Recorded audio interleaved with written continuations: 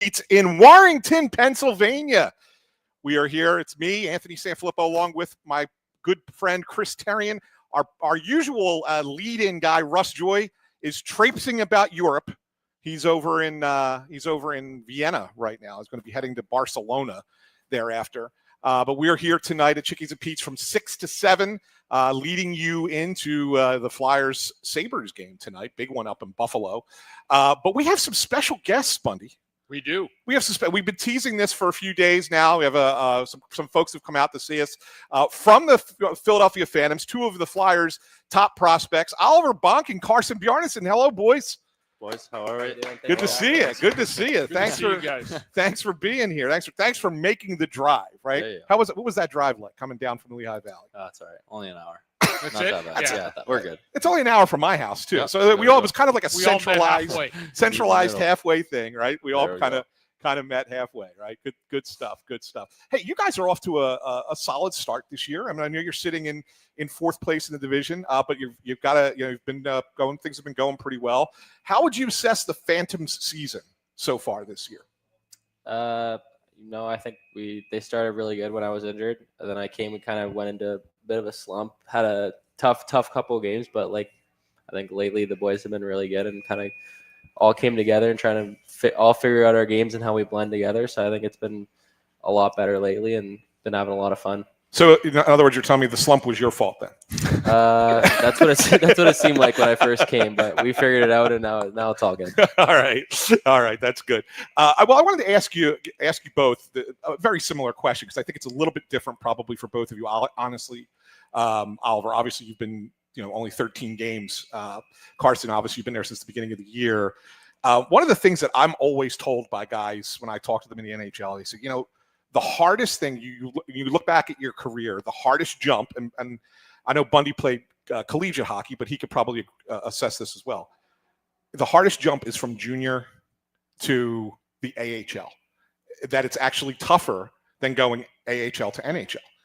What has that been like for you guys in your first year? What is that going from junior to the AHL been like? Yeah, I mean, honestly, personally, it hasn't been too bad. I credit a lot of that to the guys that we have on our team. We have a lot of veteran guys that have shown us the ropes really well, and obviously me and Oliver appreciate it a lot, especially him coming in, being hurt and stuff, and just kind of feeling like a tight knit group. So it hasn't been too bad personally, but I can't say I ever went from junior to the NHL, so I don't know what's easier, but yeah, I mean it's definitely a different game, just overall IQ of everything, and the way the guys see the ice and all that such. So as a goalie, it's definitely important for IQ and knowing how to read the play and releases and such. But the guys in front of me have definitely made it a lot easier. I got to imagine it's faster, right? That's what I was going to ask. Yeah. Is that the biggest difference that you notice is the speed? Yeah, I think so. Just like I said, like IQ of it and just the way they process it, a little quicker than junior, and the way they see the ice. Obviously, there's plays that are predictable, and that's the thing about pro hockey. It's almost easier in that sense, just the way that you kind of know where things are going. But obviously, there's those few players even on our team that can just see the ice that much better than you can and make those surreal plays. So, and Oliver, for you, I mean, obviously you had the injury, right? So it was a little bit slower process for you before your season began. First of all, I guess a lot of people or fans must be wondering, how are you feeling? I mean, I know you played 13 games, but yeah, feels good. I feel normal now, so back to normal, all good now. That's good. That's a good thing. But how has it been for you as well? Have you noticed a little bit of a jump there from what you were used to? Yeah, like Barney said, I think it's a lot faster. Every guy here is better. Then you can't take shifts off. You can't give any guy space because they're all competent hockey players that know how to make a play now. So just what Barney said, I think faster. All the guys are a little bit that much better. So definitely a big jump. What's something that surprised you guys since you've been there, like with playing pro hockey? You're coming from junior, successful program last year in London, winning the Memorial Cup. Is there something that's really like when you get into the pro games, your first games, and you both say to yourself, holy geez, like this is really different? Is there something that just shocked you right out of the blue? I think just for me, away from the rink, just like not having a schedule on your own time and stuff like that. Like on the road, it's you're at dinner on your own, and you kind of find your own niche and group of guys. So At the rink, I wouldn't say anything too specific. Just, obviously workouts and practices are always hard, and we enjoy that and that part of the game. But away from the rink, I mean, on the road, like in the hotel, you're organizing your own dinner and stuff. So it's definitely different. It's kind of nice to have that freedom, and obviously there's no bedtime or anything set by the coaches. So it's kind of nice. You're kind of on your own ropes to take care of yourself and kind of fend for yourself. So speaking of dinner, good places to eat up there in the Lehigh Valley? I haven't been out a whole lot. I went to last year. We went to Orchard, I think it's called. It's a steakhouse downtown Bethlehem. Cal Peterson took us out there, and it was very lovely of him. It was a nice dinner. It was definitely the fanciest place I'd ever been to. So there's a couple of spots. Still kind of figuring it out. How about the bus rides, guys? That was for me when I turned pro. Yeah. That was like getting slapped across the face. When I went from the Canadian Olympic team right to the Hershey I played 6 games that year before I went pro with the Flyers the next year. But the bus rides to me was like getting like a wide open smack. I was like, because I couldn't believe it. You're driving like you're there going on a Thursday to a Friday. Then you're putting 5 hours in after a Friday game to drive to your next location, I mean, it's not bad. Like we leave the day before a lot of the time, and obviously in the Western Hockey League, it's definitely not ideal. I mean, I think we were the furthest east team in the whole league, obviously, other than like Prince George. I think their travel is probably the worst, but Brandon definitely, I think, has to be up there. We always had worst, I think, we always had some pretty rigorous trips, and credit to Ray, our old bus driver there. He always got us there safe and sound. So I mean, not pretty seamless for me. Like I'm definitely used to it. What do you guys do on the bus? What's the big deal on the bus? The boys like to play cards a lot. Gets pretty hectic playing cards. Just a lot of the time is taken up by that. You'd be surprised by how much time gets taken up by playing cards and things like that. But other than that, you just kind of chill. You do your own stuff. If you're not playing cards, you just kind of chill there. There's not much else to do. But I think our bus is really nice. Like it's very comfortable. All the seats, like it makes it so much more different than, in junior, it's just like a normal bus. This is a really nice bus that we've got going to every game. I really appreciate it, and like makes a huge difference for me. I'm glad the card game hasn't gone away. That's one thing that hasn't changed in 25 years. Yeah. Long live the card game. That's right. Long live it, right? I wanted to ask you guys about the coaching staff. I mean, maybe you can both talk a little bit differently. Obviously, Oliver as a defenseman and Carson as a goalie. It's mostly a brand new group there with the Phantoms. Obviously, Snowden was there as an assistant. He's now the head coach. You guys deal with with Nick Schultz and Terrence Wallen, Brady Robinson. What's it been like with that group? Like, what have they been like? And Carson, obviously, you're working with Brady, more one-on-one there. What has that group been like? It's been a super smooth transition. I mean, you definitely wouldn't think it's their first year together. Right? We haven't had any issues, and I don't foresee any issues coming about. It's been super nice, and they talk lots and let you know. If you have any questions, they're obviously pretty quick to answer, and they're there. So, huge credit to Snow. He's definitely made it seem easy. When it's not going into a pro job, at the AHL level. So, he's very well-rounded coach. Respect his game plan a lot, and whether that be any kind of penalty kill or power play or 5-on-5 advice, just overall game. I think last year he was the power play coach. So.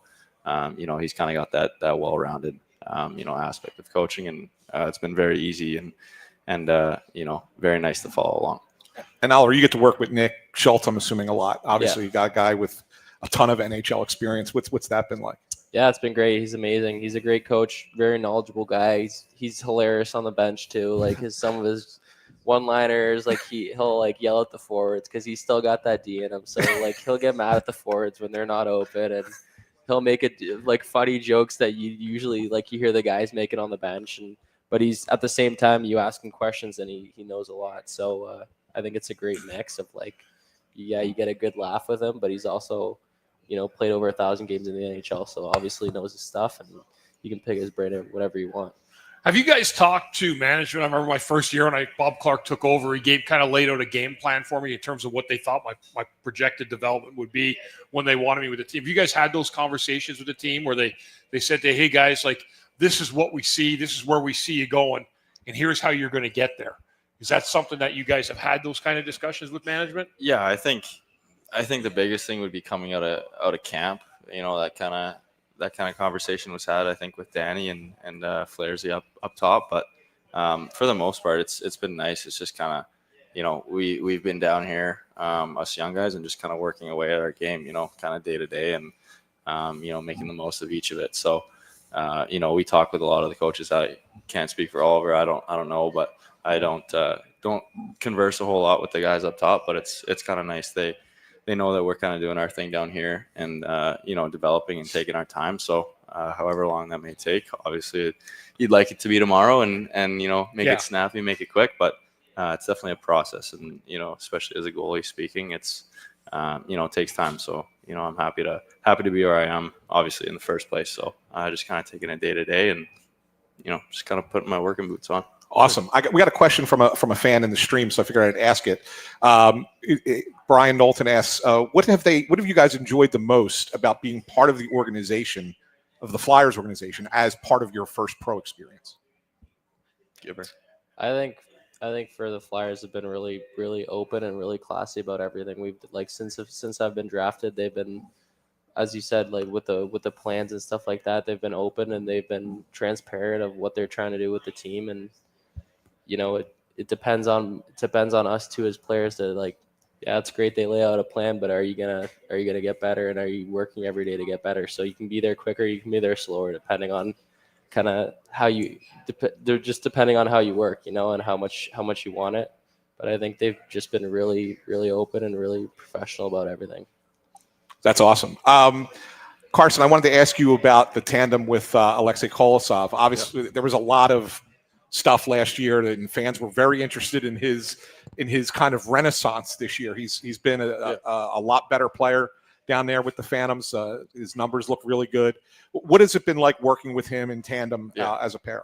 Yeah, it's been great. I mean, he's a great guy to follow, and obviously doesn't speak the most English, but that barrier is kind of trampled a couple months ago. I think me and him have grown close. We crack the odd jokes, and he speaks to me when he wants, and it's I definitely understand him. So it's been nice. I mean, watching his work habits and everything. Obviously, he's a pro, and before he came here, he was a professional. So there's always things you can take from his game and just kind of build towards mine. So.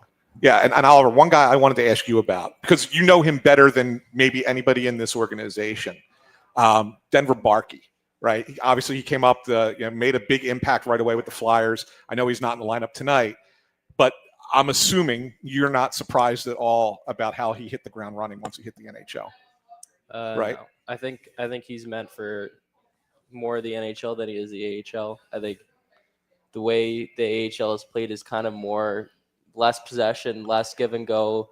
Guys maybe don't see the play as much as he does, and he has one of those elite minds that when he plays with players like you saw, they put him with Couturier and Tipper.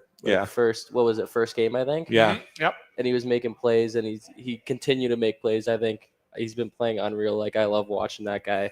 But you play him with – that's the guy that I feel like you play him with really good players, and he makes them that much better and can make those little, like, plays that some guys don't even see. He seems like one of those guys. Like, I remember when I came from the American League to the NHL, I noticed immediately that it was easier to play at the NHL level. Yeah. Because guys, when you circle the net, the winger's there on the boards, right? Yeah, like, it's predictable. You know where they're going to be. It's not as scrambly, right? Yeah. Do you guys, is that something else you take notice of? Even when you play a preseason game with the Flyers, do you notice that type of difference when you get to play with higher end guys? I mean, yeah, I think I've only played in like 2 or 3 preseason games in the past couple of years, but from a goaltending perspective, it's nice. I knew where my D-men were, and I knew where they had to be and everything. And it goes for the AHL too. I mean, like, I have a lot of faith in the guys, in front of me, and just where they are, where they're supposed to be, playing the puck. Like, everything just seems super seamless and pretty smooth of a transition from junior. So I can't speak for regular season. Obviously, I haven't played an NHL game, but even in the AHL, it's it's something where your guys are supposed to be. So it's definitely calming out there. Cool. Before I told you guys I want to do like a little fun thing with you where we talk about some of your teammates with some superlatives. So I'm going to do that. But before we get to that, I want to just give the fans an opportunity out there to know about Phantoms hockey and why you should go out there and check out a game up in Lehigh Valley. It's an awesome arena up there. You guys get good crowds, right? Yeah.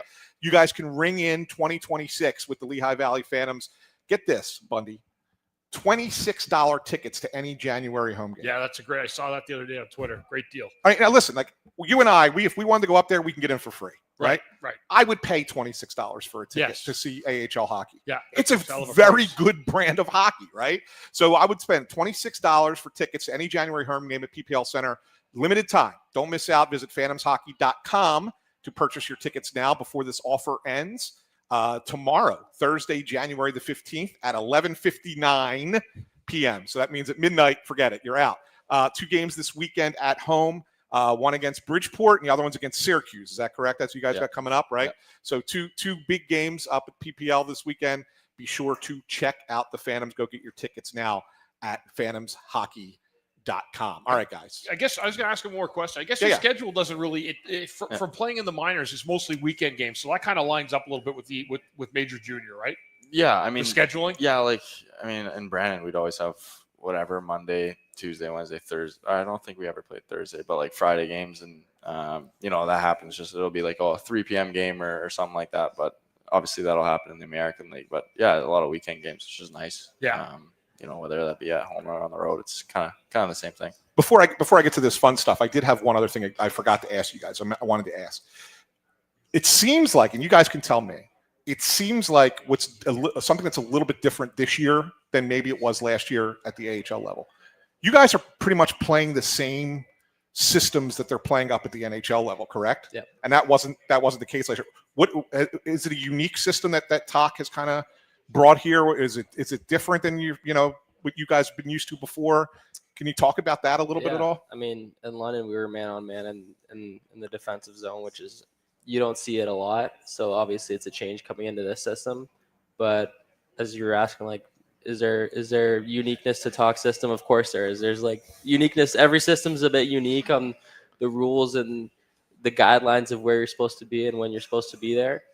But I think there's nothing too complicated about it. I think it's nice that both teams are trying to play the same way. I think it makes it more flawless for guys going up and down, and so you don't have to learn an entire new system. So I think there's definitely things that are unique to Talk's system and ways that he wants it done. But I think also it's great that we're both teams are trying to do it. So I think it makes it a lot easier. That's great.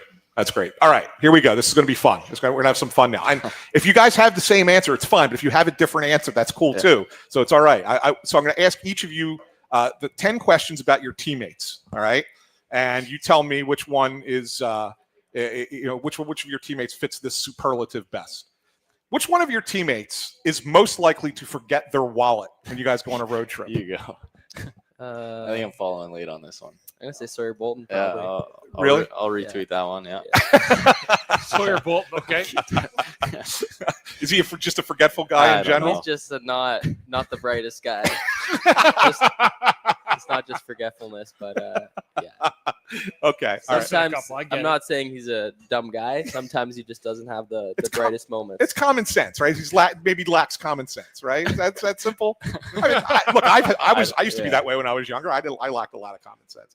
And you guys are young, so I know this might be a tougher question for you, but is anybody like a really good at cooking for themselves yet? Is there anybody that's a really good home chef? I mean, Barney's not going to toot his own horn, but he made me dinner one night. I feel like he's a pretty good chef. I feel like I'm a pretty good chef. I feel like probably we're the best two on the team. I've heard a lot of Uber Eats. Probably not on the team because there's a lot of I didn't think about the older guys that are probably haven't figured out a bit more. Yeah. But under 22, I think me and Barney are probably All right, so he made you dinner. What did he make you?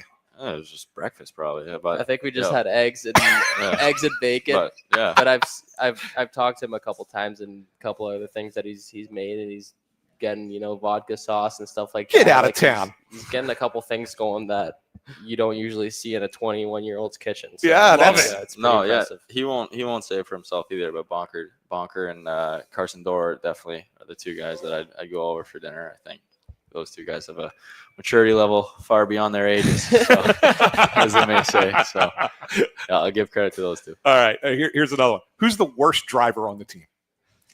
I don't know. Somebody gets lost. Who's directions. Anybody got Directions are just Well, you can, reckless driving. Who would you Feel- just feel not want free. to ride in a car with? right. Feel free. Either you take it whichever direction you want to go, I Oliver. like the way Bonker and Hunter No, McDonald it's drive. who you don't want. I know. I like the way you two drive. It's a I'm gonna little toss it out there speedy, and they again. have Sorry, Audis, Bolden. Sorry, but- Bolden again for me. I think. Yeah, I've never driven with them, but you think so? Okay, yeah. Bolts. Yeah, Sorry, the buddy. nuts Yeah. over there. Bolts again. Never huh? driven Bolts with again, him, but yeah, you know. you guys should see this guy. He's a specimen. He's a specimen. Oh, that's funny. All right. Who is most addicted to their phone? Oh. Most addicted to their Probably phone. us, me and you, because on the bus, I mean, we just sit there and listen to music and Yeah, don't do a whole lot. We watch cards the other time, but yeah, probably. I wouldn't call it addiction though. It's on the bus, but there's not really that many nobody people at stands the out rink, you know, that, that just lives on their phone. if They're you're definitely getting treatment or stuff, usually sometimes you see guys on their phones, but Yeah. I haven't really seen much of that. I don't Really? have So an it's not answer like for you. nobody's like scrolling through like TikTok videos or anything I like don't have that. a definitive answer for you there. on that one. nothing in intermissions. No, Yeah, intermissions would be kinda no crazy. suspicious activity in that resort. So I think our team's pretty good for that. All right, cool. Yeah. Who's the biggest clean freak? I like being clean, but I don't think I'm too Yeah. crazy about it. I mean, Carson Dorwart's definitely a guy I'd live with. That's definitely somebody I lived with him a bit in the summer, and he's got a pretty tight ship, and I like that. So So is that your answer? I think Katie. Katie, yeah. Yeah. You or Katie. I think you mine also. might be Barks. He lives Yeah? with yeah. four guys right now, so it's probably dialed back a little bit because he's obviously living with four other guys. But I'm pretty much in every hotel with him for camps and stuff, and he is a guy that likes it tidy and clean and Okay. very very organized. That's good. That's good. Which one of your teammates is most likely to start their own business one day? Sawyer? Not Sawyer. Not Sawyer Bolton. I don't think Bolt's will. No. Hunter's got a great mind. He's definitely thinks outside the box a lot of the time. Merch also. But like start their own business. I mean, who has the aspirations to do that? I mean, I could see Murchison doing that. Yeah. He's got that kind of Kaplan and And- Bumper would join together. Cap and to- Bumper to would make join a together and great make some business. combined brand, but I don't think they have the brains to pull it off. I think Murchison is a bit more. I think he's got the Instagram presence. He's got the jam to kind of Jam. get the company started. So I would say him. Okay, cool. Who's the best storyteller on the team? Bolt. Yeah. Like right? Come on. I mean, Bolts he argues in the middle of it just to make sure his points got Yeah. across. So like, I Yeah. love that. I love listening to him. It's funny. I'd say Peterson too. Oh, Like, yeah? There's a couple times where like I'll just pick his brain about he's been there and been around and stuff like that. So I'll talk to him and he has like good one-liners and jokes and funny stuff to say like that too. So I would say him maybe. Okay. Who's the most likely to sleep through an alarm? Yeah. I mean, I don't know. We got to stop saying Bolts. So maybe Alex Bump. Maybe I actually Bumper? couldn't tell you. I would say Hey, Bumper. I Maybe don't know. I would throw that out there. Yeah, I know if you guys keep going with Sawyer Bolton, we might have to rename the podcast Yeah. episode. Right. Yeah, I would say Bumper for that one. Yeah, I I'm could see not that sure. happening. Okay. All right. Who's the team fashion icon? Who dresses the best Oh. like game day, shows up in the right fit? Like who's the team fashion guy? The Swedes always got to figure Yeah, out. Ginning, all the Swedes. Ginner is probably the most stylish. Gronzi merch shows up in Yeah. a really nice pinstripe. He's always dripping, too. double-breasted with the. I think he'll rock like a plain white T-shirt under it too. It's like super clean. Okay. Wisdom. Yeah, there's a Yeah, there's I a good mean, there's amount a of guys. lot of guys. Eklund always has Yeah. a nice little outfit going on. I All like right. So it. conversely, who is not fashion forward? Me. Probably. I mean, I haven't don't seen your know. game day fits no, yet. But, and you won't. I don't think. That's why I show up 3 hours early. Yeah. So nobody sees anything. So you beat the PR people there, Yeah, so they yeah, can't yeah. take a I photo do. of he you, beats right? the Yeah. cameras to the You right. guys don't need to wear Connor suits Connor anymore hasn't either, seen right? me one time. Yeah, no. you don't need to. Some guys still will. Yeah. I'm between suit and business cash. Yeah. Like change it up from game to game. So Pretty cool. All right, my last one for you guys. Which one of your teammates is most likely to become famous for something random? Lane Peterson could be a comedian. yeah, he could be. Yeah, he could be a He comedian. could be a comedian. Murchison could be something. Definitely something. He has a nice taste of stuff, like just clothes, fashion, like that kind of stuff. You know, what's an interesting thing with him know. in training camp? He did one of those videos where you guys had to answer a question as you guys were walking onto the ice at Voorhees. And I think one of the question that day was, tell me something you know something the most about that nobody else really knows a lot about. What did he say? Musical theater. Oh, Yeah, he's that type of guy. You know, he's kind of he's well rounded. He's got well-rounded. it all. Macker could do something with cars. I feel like he knows quite a bit about all that kind of stuff. He's a smart guy with cars. I don't know about Macker and cars. I don't know that. Maybe you got to. Yeah, I don't know. Pretty cool. Yeah. Pretty cool. Well, we got a well-rounded team. We got do. guys with different varieties, so it's nice. You need a question, somebody's got it. That's great. There you go. That's great. Well, boys, listen, we appreciate you stopping down and hanging out with us for a half hour today. Thank you so much, Oliver Bonk, Carson Bjarnason. Yeah, thanks for having Thanks us, for guys. coming on to Snow the Thanks for having me, Goalie. guys. Best of luck to you, Thanks, boys. and we will see you soon. Right? Absolutely. All right. Take care. Thanks, guys. Thanks, Take Appreciate care. you. Absolutely. Good stuff. Great stuff. Good great stuff, guys. right, Bundy? Yeah, they're both doing really great down in the with Lehigh Valley too. Both these guys. So Yeah. 13 games ago, Oliver came back and he had a multi-point game in Toronto last week. Yeah. His first multi-point game as a pro, I believe And it Carson's was. got a great record down in the minors too. Is it 9-3-1? I think that's what it is. Yeah. Make sure you boys get something to eat before you get out of here. Yeah. Get yourself some food, guys. Yeah. Say hi to the fans, everything. Thanks, Good guys. stuff. Thank you Appreciate very you. much. Appreciate you. Yeah, good stuff. Good stuff. All right, Bundy, we have a bunch of things to get to as far as the real Flyers. Yeah. The big boys. They're back tonight in Buffalo, first of back-to-back games. Dan Vladar getting the start tonight. Mm-hmm. Does that surprise you at all?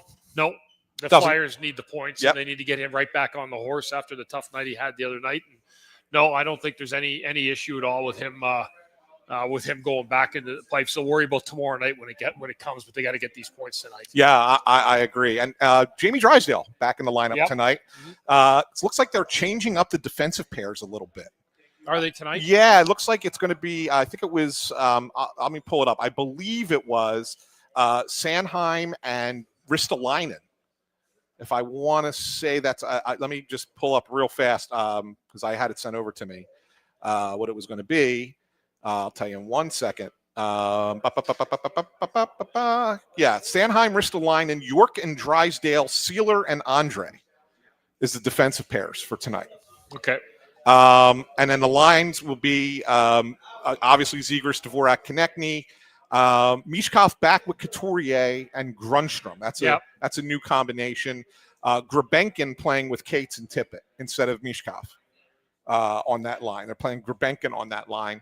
And then Delorier, Obels, and Hathaway is your fourth line for tonight. Yeah, the Flyers need to dig themselves out. I know they've lost 3 in a row, one of the first one being to Toronto in overtime. But they need to figure their stuff out really quick here because, you see what happens when you lose those 3 games, you get 1 point out of possible 6, you're out of the playoffs. Right. That's what happens. And it's such a fine line, one of these teams goes on a 6 or 8 game losing streak, they're done. Yeah. You're finished. And that just can't happen to this Flyers team. Yeah. Linden 49 brings up something I wanted to talk about, and I know that we should bring it up here since we're talking about the lineup tonight. He says, I wish Barkey was playing. Barkey's not in the lineup tonight. First time he's out of the lineup since he's been called up. I felt, and we talked about this at the end of the game the other night, Bundy, I felt like his last 3 games, starting with the Toronto game, his last 3 games, it's been looking like it's been wearing on him a little bit. They've been a little rich for him. Yeah. Yeah. Especially the 2 Tampa games. Yeah. You got to look at the best. Right. And it's a lot to keep up with at one shift after another. Yeah. And Talk said he wants to make him watch the game from up top. He says he can learn a lot from watching the game up top, right? Yep. And so you have a situation where, you look at that and you say, okay, you got Buffalo, Pittsburgh, Rangers, all important games. But then next week you talk about playing tough teams. You got Vegas. Utah's a pretty good team. And then you end up in Colorado, right? Like, that might be a lot for him to handle. It would not surprise me if he goes back to the AHL for a short stint and then eventually comes back up just to kind of get him playing some minutes again so that they don't feel like they have to find shifts for him against those better teams. And I think that's exactly what happened. They were trying to find a way to get him on the ice rather than just going with the flow. Yeah. And I think those games were just a little bit too much for him. They caught up to him. He's been up here. It's a lot, too, playing a lot of games in a shorter period span. He's been living out of his suitcase in a hotel, like in terms of I don't know if it's a hotel or not, but he's been living out of his suitcase for over 3 weeks now, and that's a tough thing to live with, too. Right, and Talk was talking about that, too. He's like, you don't want a guy living out of a suitcase, right, for the entirety of his time that he's here. You got to make a decision at some point, either get a place to stay or, up here, or you go back down again. So that's kind of where it's at. I would not be surprised if he goes down. And so the interesting thing is going to be if you send him down, let's say you send him down, who comes up? And I don't think it's an automatic that it's just another forward. Yeah. Might it be a goalie? Yes. That's where I was getting to. Yeah. That's where I was getting to. I think that there's a possibility that Kolosov is the guy that's called up if you send Barkey down. Yeah. Yeah. I mean, especially we haven't heard anything about Urson except he needs to be better. Yeah. So, they're playing Vladar tonight, but you're not going to play Vladar again tomorrow night. Correct. So who are you going to play in the pipes in that game? And it could be a situation where they wait and see what they do tonight. Right. Well, first of all, they absolutely are waiting and seeing on any decision because you never know. Somebody could get hurt in the game tonight, right. And that changes the calculus, right? So you always wait till the last minute to make that roster decision. But I really think that they might look at that and say, let's give Kolosov a shot against Pittsburgh and just see what we got. Yeah. See how he looks. Yeah, maybe he looks bad again, like he did last year. And then you say, all right, well, we learned, right? But it can't be worse than 858 save percentage that they've been getting out of Sam Urson. No. Right? I agree. I think that's a very real possibility for the Flyers tomorrow. I'm not saying it's 100% that that's the case, but I think that there's a chance. You might see Urson tomorrow. If you do, I don't agree with it. My only thing is they didn't make the change before the trip. So if you got to get Kolosov there tomorrow, you got to get him out to Pittsburgh. Yeah, but it's Pittsburgh. I know. It's still four hours from Allentown. Yeah, half hour, 45-minute flight. If they're going to fly him, but he's got to drive into Philadelphia. Well, unless they got to fly out from Lehigh Valley. You can fly out of there. Right? I'm saying Yeah. It's not that far of a flight, right? Yeah. So it'll be interesting. It'll be interesting to see what happens there. But anyway, hey, just as a reminder for everyone, we are at Chickies and Pete's here in Warrington, and we're at a different Chickies and Pete's every Wednesday for Snow the Goalie. Although next week, because of Russ's trip, he gets back on Wednesday, so we're bumping it to Thursday next week. So next week is Thursday, and we are in Northeast Philly, right? Boulevard next Thursday, right? Yep. So we're in Northeast Philly next Thursday at the Boulevard location. Be sure to check us out at Chickies and Pete's next week. And what you need to do when you go to Chickies and Pete's is you got to get some of the great food. And we talk about the Bundy every week. Gets the same thing. He kills it, and he loves it. It's the bowl clam chowder, 10 peel. 12 peel on each shrimp. What is it, 10 or 12? Something like that. Yeah, it's a lot. It's a double-digit number. And then traditional pie. I've been all over the place. I get something different on the menu pretty regularly. Although lately I've been tied into the fish tacos, man. I had another set of fish tacos tonight. They are awesome. So be sure to get some of the great food at Chickies and Pete's whenever you go out there. And there's 2 locations at the Xfinity Mobile Arena. I almost said Wells Fargo Center again. I know. I almost said it again. I caught myself. At the Xfinity Mobile Arena, one in the East Food Hall, and then outside section 103. So be sure to check them out there. Another thing we have to do, Bundy, and this is going to be hard tonight. Just because, now I know that we missed a show last week. So it's been really 2 weeks since we did this. But we have to come up with our Payroll Service Solutions Player of the Week. And that is a very difficult thing to do considering the past week has been terrible for the Flyers. And just as a reminder, it's brought to you by Payroll Service Solutions. Call them today at 1-866-PAY-EASY. That's 1-866-PAY-EASY. Bundy, you got anybody? Well, I've been struggling with this one all day. I'm reaching, and I'm going to throw a little stuff behind it, but I'm actually going to go with Christian Dvorak. Okay. He scored the lone goal against Tampa the other night, and he signed his contract, the 5-year extension, like right around the time that the week turned. And And so that's kind of one of the reasons I'm taking Dvorak. He's earned a 5-year deal, scored the lone goal against Tampa in the Monday night defeat. So I go with Christian Dvorak for continually being a consistent player and getting rewarded with a new contract. The one that I came up with to rival that, and this is again kind of a stretch, but I think it considering it was the last week. Garnet Hathaway. Yeah, he's been good. Scored a goal. Yep. Finally scored a goal. Yep. But no, seriously, the way he's played on the fourth line is exactly how he needs to play. He needs to play like that every night if he's going to be in the lineup. Yeah.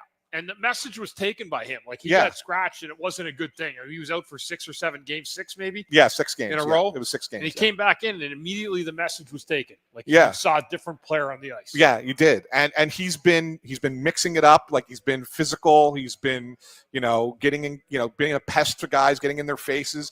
Like went to the front of the net, got that nice deflection on the goal that he scored.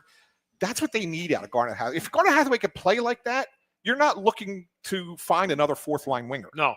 Right? I mean, you're not. I mean, that's exactly what a fourth-line guy is supposed to be doing.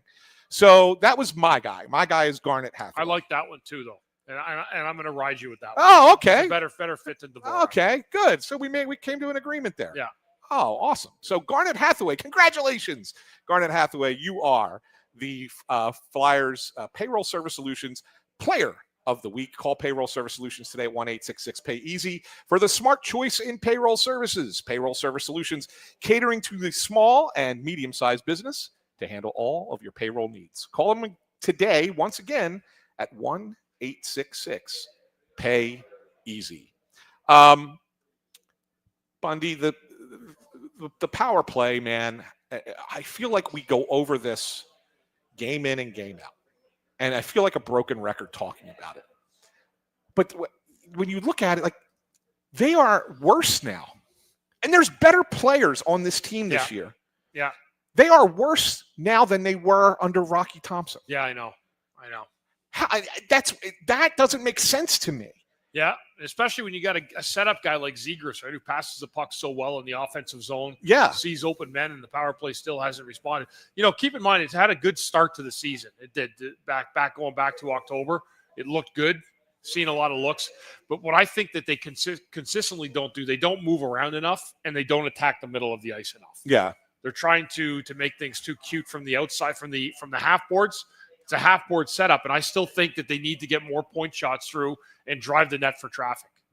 Well, when you talk about that, getting more point shots through, someone asked me last week, well, why are they playing Rasmus Ristolainen on the second power play? Because of his shot. He's got a shot. I mean, and that's at least he may not be the best puck mover on the blue line, right? He's not gonna dance along the blue line and do that at the top level, right? You probably have better guys in York and Drysdale and Sanheim that can do that.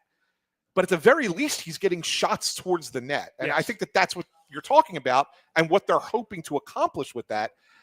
But you still need to get bodies in front.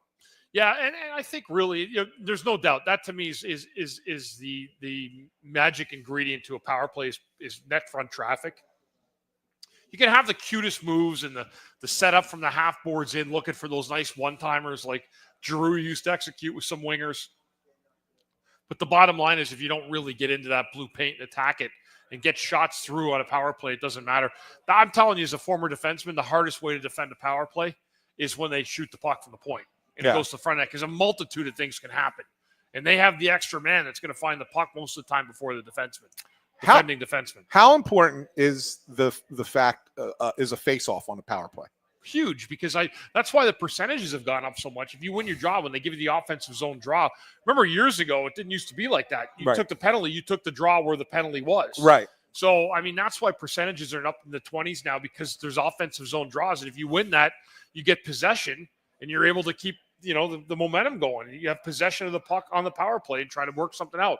The Flyers, other than Couturier, who's been above average, have been terrible at faceoffs. Yeah. Terrible. Yeah.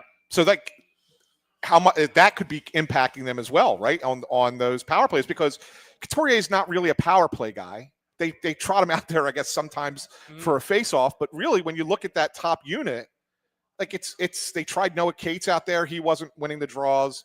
Zegras isn't winning the draws. Right. Dvorak is a little bit better, but he's still not winning the draws on the power play. Like, I got to think that is just as important as getting the shots from the point and getting bodies in front. Like, if you're looking for the 3 strikes for the Flyers, it's they don't have a good shot from the point, they don't get bodies in front, and they don't start with possession in the zone, and they got to constantly bring it up the ice. They had a horrible face-off percent. Was it the first game against Tampa? It was really bad. Yes. Really, really bad. And they got taken advantage of in that game. Yeah, draws have been an issue for this team, and that's why Coots probably still sees some bigger minutes and bigger situations because of his ability to win the draws sometimes. So, it goes in a lot. But on a power play, yes, winning that draw in the offensive zone, to me, becomes paramount to running a good power play, because if you lose it and then they fire it down, you got to go down, and you know how the setup goes. It's not perfect every time when you go the length of the ice to try to come in the zone under control. So that's definitely one of those areas in the game where they just need to be better at. So getting back to, I know Russ hates talking about the game that's coming up, right? Because obviously by the time a lot of people listen to this episode, it will be after the game. And I'll be like, well, we really want to listen to them talk about a game that has already happened. This is a question I'm going to ask that I think will carry through even after the game against Buffalo, if people are listening tomorrow or Thursday or later in the week. What do you think the reasoning is for breaking up the Sanheim-York pairing? That's a good question. I think maybe just to get a different look, and I'll be honest with you, I think both guys have struggled in those 2 games against Tampa. Yeah. And sometimes you can get yourself caught in a little bit of a rut. Or even playing with Desjardins, there'd be once in a blue moon, they just switch us up for a little while. Not long, but it would just throw a little bit of a wrench and give a different look, a fresh look.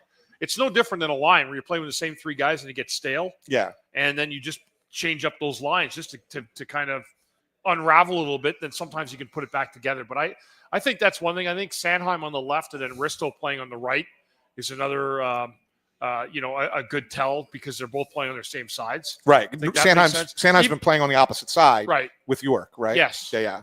So I think that's one reason. And then let's see what Risto does. I mean, I think maybe that gives an opportunity to put a true shutdown pair, because Risto to me is a more defensive-minded player than Cam York. Yeah. So if they're going to try to maybe do a matchup with those 2 guys, we'll see how that works itself out. Does that allow Sanheim to be a little bit more up ice, having him with a partner like Ristolainen? I think so, a little bit, yeah. Yeah. Because he's the one guy that, like, if you watch, like, you see that he's willing to take that chance to go down, in the offensive zone, go down low, even behind the net or in front of the net, or look for a play. Yeah. Maybe more so than anybody else on the defensive unit. And I'm just wondering if that's another byproduct that they're looking for by pairing him with a guy like Ristolainen, who's not going to go down there. Yeah, and Risto does go down sometimes. Yeah. Like, he does go down to the net sometimes when he gets a rush chance. So, I mean, they're going to encourage both guys if there's an opportunity to get up the ice for the added layer of offense. But I think Sanheim's more the guy that can contribute offensively than Ristolainen. I think they're just looking for some separation tonight from those 2 guys, give them a fresh look, and then see if a Sanheim-Ristolainen, 2 guys playing on their same sides, gives them a better defensive matchup against offensive opponents' top lines. Yeah, very well. Could be the case. On the offensive side, we talked about the lines being a little bit different, and obviously the top line's together, the fourth line's together, but they mixed and matched the second and third line.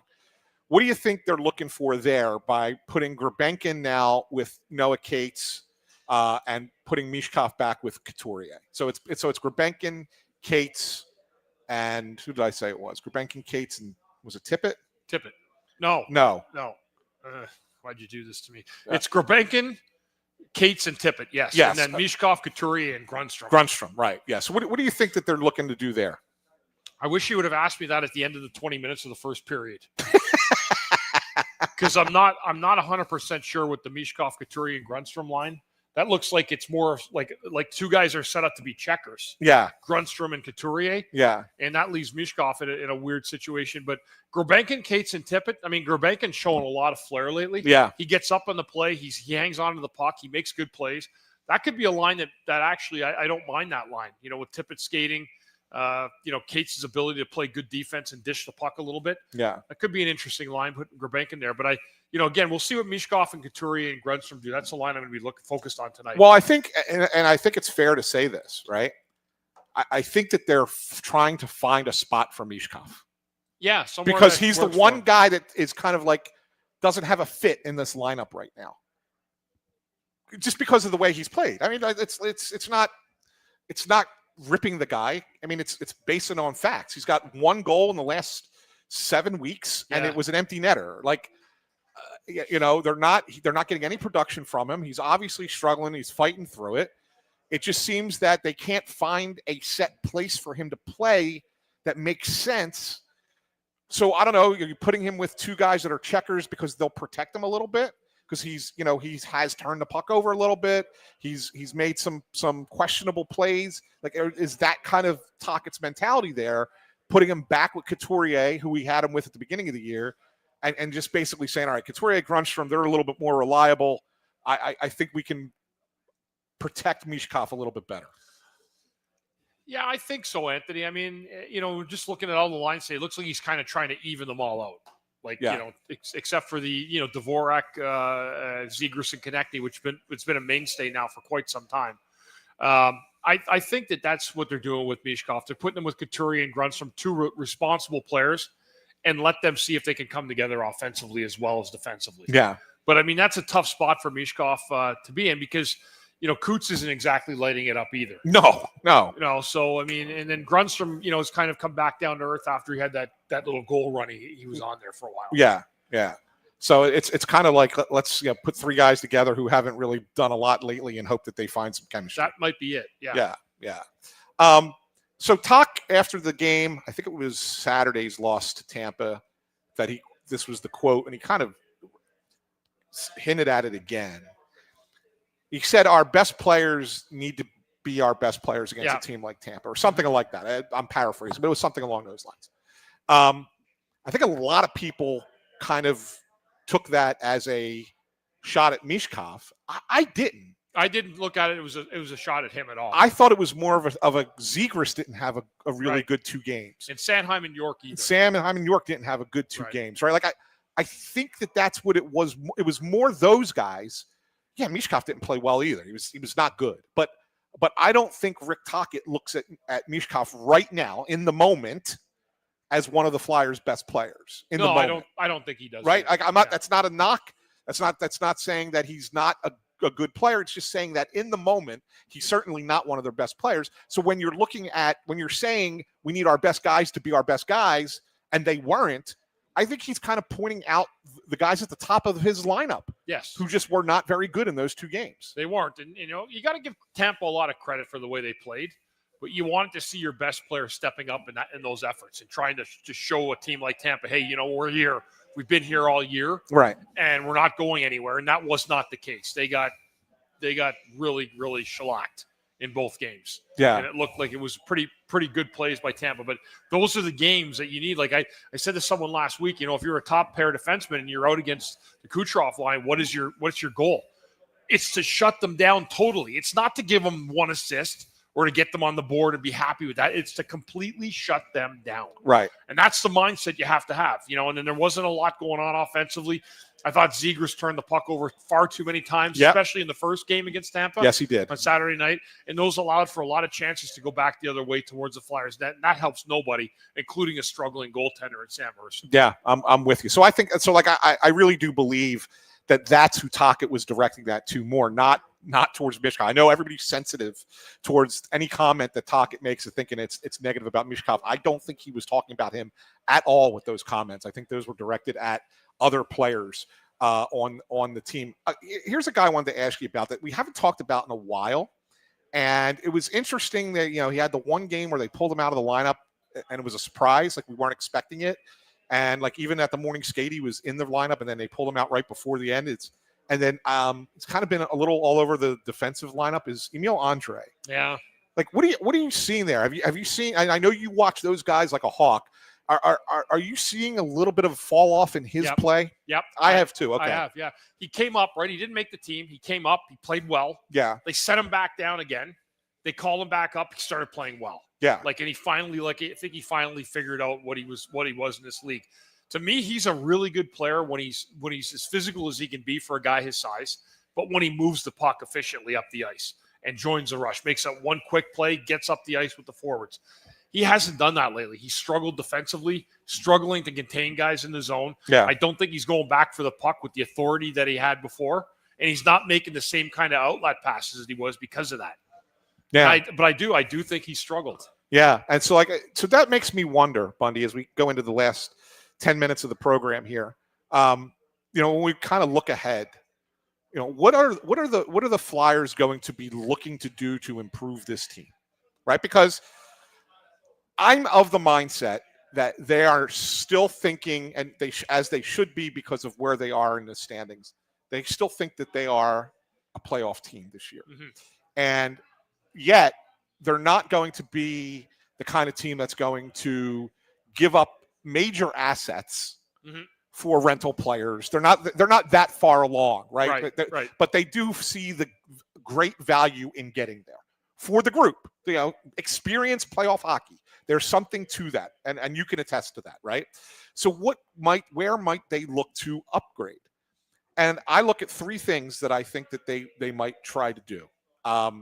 We've talked about the goaltender. Just depends what kind of an upgrade you're looking for. Yeah. How big an upgrade are you looking for? I don't think they're going big. Right. I don't. I really don't. I think that they're looking to do one of two things.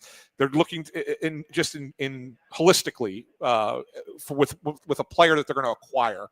They're either going to acquire somebody who is a rental but is really cheap. Yep. Right. The Eric Johnsons of the world, right? Like that kind of move, right? Somebody that's not going to cost them anything. Right. Or they're going to be looking to acquire a player that can help them beyond this season. Right. So that's what they're looking to do. But they also don't want to sell the farm. They don't want to give up high draft picks and top prospects to bring some, unless it's somebody of substance. Right. That it's like not a middle of the lineup guy. So the three things that I think that they need, one is the backup goalie, which we've talked about ad nauseum. I really just don't trust Sam Ersson. Even if he plays tomorrow night, I can't fathom that guy being the goalie for 15 games the rest of the season. Yeah. And you think you're making the playoffs. I just can't. I can't wrap my head around that. So I think they have to look for an upgrade there. It might be internal. It might be external. We'll see, but that's got to be something. The second thing has to be a fourth line or a third line center. Somebody that to be a bottom six center that is better than Rodrigo Abels or even possibly better than Couturier, and you can slide Couturier down the line. And that's not a shot at Rodrigo Abels. I think it's just a matter of you need more out of your center position. Yeah. Right? Yeah. Abels is a perfectly fine fourth line guy. But for this team, because of where they are, you've lost Tyson Forster, who's not a center, but you lost his production. You've lost his play for the rest of the season. You've got to figure out a way to kind of make up some of that. And Rodrigo Abels is not a guy that's going to make up some of that. No, he's not. Right. So you need that kind of center that could be somewhere in your line. You're not going to get a 1C in a trade. You're just not. So it's got to be somewhere else in the lineup. I think that's the second thing that they're going to look to do. The third one, and this comes off the question that I just asked you about Emil Andre, is do they look for a better third pair defenseman? Yeah, I mean, you have Juleson, who's a perfect 7, right? Yeah, exactly. Like he can come right off your bench, but upgrading that position, and does Andre take another step forward and kind of quell whatever rumors may go on with looking for another defenseman? Is there a move for Risto? Is somebody going to overpay dramatically for Ristolainen? Right, because his name's been out there. Yeah. People are looking to upgrade their defense, and it's going to, like as Danny said, it's going to take a lot to get him. Yeah, it's going to have to be a crazy offer. Right, I agree. Look, and you've pointed this out. Like Toronto overpaid for Scott Lawton. Incredibly overpaid. Right? A number one pick. It's top 10 protected, but even if it goes the year after that, when it's unprotected, you're talking about a team that's kind of working his way back down. Yeah. They're working their way back down as opposed to a team that's on the rise. So it's probably a decent pick. And then Grebenkin, who's a top 9 forward in the NHL. Yep. Right? So you gave up a lot to get Scott Lawton. Yep. Okay? If you get that kind of offer for Rasmus Ristolainen, I think Danny Briere would take it. Yeah, he like an might. NHL player and a first-round pick. If you got a player or like a depth player that's an NHLer and a first-round pick for Risto, you have to really consider that. Yeah, I agree. Yeah, I agree. especially since he has another year left on his contract too. Yes. Right. It's a similar situation with Scott Lawton. Right. Lawton had one more year beyond when they sold. So it's like you're trading him for a year plus, and I think that the year plus is where you get the benefit of getting a little bit more for the player. Yeah. Right. So that could be. So it could be one of those things where you're kind of trying to find the machinations of it. Right. Where you're trying to put together like, okay, well, we might move this guy, but it's to make us better here. Right. Right. It's kind of like one supplements the other. Yeah. Right. Yeah. And so like that's what I think is what it's going to be. And I'm going to break another Russ rule here, Bundy, and we have 4 minutes left in the show because the game is about to start. 7:30 tonight. Oh, it's a 7:30 start. 7:30. Oh, so you guys have a half hour before the game even starts. I thought it was a 7:00 start. So we usually put our picks out on the show when we do Press Row Show. Russ doesn't like us to do it on this show because he says nobody wants to hear about the picks after the fact. But it's something we do every game. And I know that Russ picked the Sabres. He sent his pick at 10 o'clock this morning, which I think was like 4 p.m. in Vienna. Yep. Right. So it was 10 a.m. He didn't even know who was in net yet. Lucky for him, it's Vladar that he picked a low score. I think he picked the Sabres 3-2. Yep. And intern Andrew picked the Flyers, which I believe was 3-2 also. I think they had the same score, just opposite teams. So you and I have different scores, but I think we picked the same team. What do you got? I'm going tonight. I'm going back with the Flyers. They had a great record after losing a regulation game. Now they've lost 2 games in regulation, both the Lightning.